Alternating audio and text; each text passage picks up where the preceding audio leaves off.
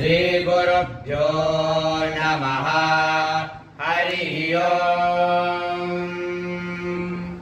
हिरण्यवर्णां हरिणीं सुवर्णरजतस्रजां चन्द्रां हिरण्मयीं लक्ष्मीं जातवेदो महावः। तां महावः जातवेदो लक्ष्मीमनपगामिनीं यस्यां हिरण्यं भिन्देयं कामस्त्वं पुरुषानहम्। अश्वपूर्वामृतमध्यां हस्तिनाथप्रमोदिनीं श्रियं देवीमुपह्वये शेर्मा देवी च सतां कां सोऽस्मितां हिरण्यप्राकारा मार्द्रां ज्वलन्तीं तृप्तां तर्पयन्तीं पद्मे स्थितां पद्मवर्णां तामिहोपह्वये श्रियं चन्द्रां प्रभासां यशसा ज्वलन्तीं श्रियं लोके देवदुष्टामुदारां तां पद्मिनीं शरणमहं प्रपद्ये लक्ष्मीर्मे नश्यतां त्वां रणे।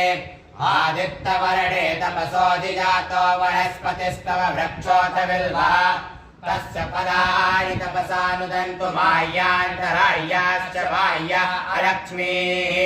उपैतु मां देव सकः कीर्तिश्च मणिना सह प्रादुर्भूतोऽस्मि राष्ट्रेऽस्मिन् कीर्तिवृद्धिं ददातु मे। सुप्तिपासामलां ज्येष्ठामलक्ष्मीं नाशयाम्यहम् अवोतिमसरद्धिं च सर्वान् निर्णुत मे गृहात्।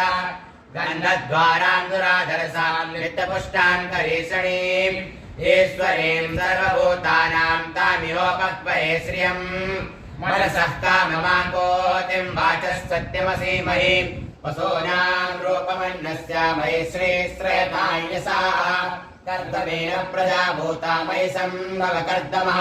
श्रियं वासय मे कुले मातरं पद्ममालिनीम् आपसृजन्तु सुनिग्धानि चिक्ले तमस मे गृहे निज देवी मातरं श्रियं वासय मे कुले आर्द्रां पुष्करणीं पुष्टिं पिङ्गलां पद्ममालिनीं सूर्यां हिरण्मयीं लक्ष्मीं जातवेदो महावः।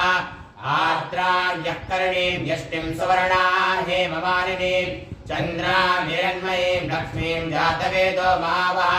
तां महावः जातवेदो लक्ष्मीमनपगामिनीं यस्यां हिरण्यं प्रभोतं गावो दास्योऽस्वान् विधेयं पुरुषाणां यस्तु चिप्रयतो भूत्वा जुर्यादाज्यमन्वहम्। सूक्तं पञ्चदशर्चं च श्रीकामः सततं जपेत्। हरिः ओम्।